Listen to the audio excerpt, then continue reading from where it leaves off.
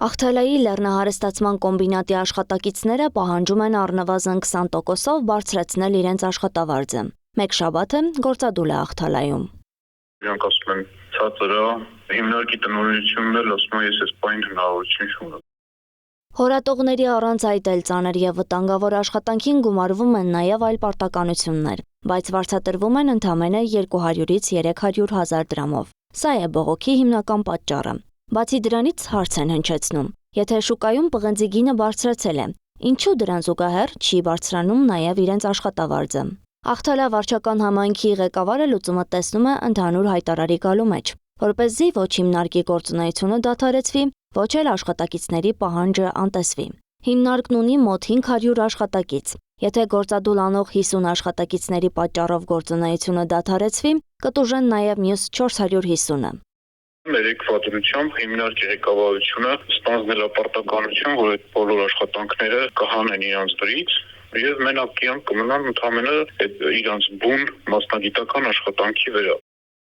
Աշխատակիցներն ու հիմնարկի ղեկավարությունն արդեն հանդիպել են։ Ըստ Աղթալա համայնքի ղեկավարի տեղեկությունների հիմնարկն առաջարկել է լուծել աշխատակիցների ընդմիջման հարցը։ Վերջիններս հրաժարվել են։ Բայց չեն համաձայնվել, քանի որ իրանց միակ նպատակը դա աշխատավարձը բարձրացնելն է։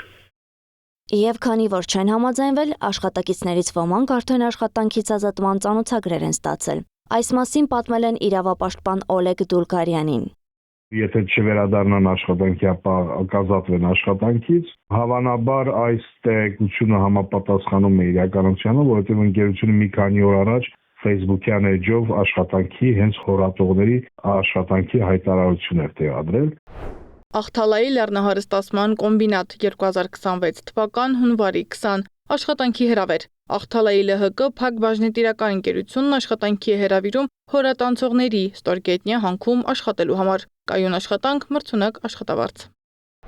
Ինչը խոսում է նրա մասին, որ այս պահի դրությամբ ընկերությունը հակված է երևի թե նոր մարդկանց ընդունել աշխատանքի, քան բավարարել այդ պահանջները։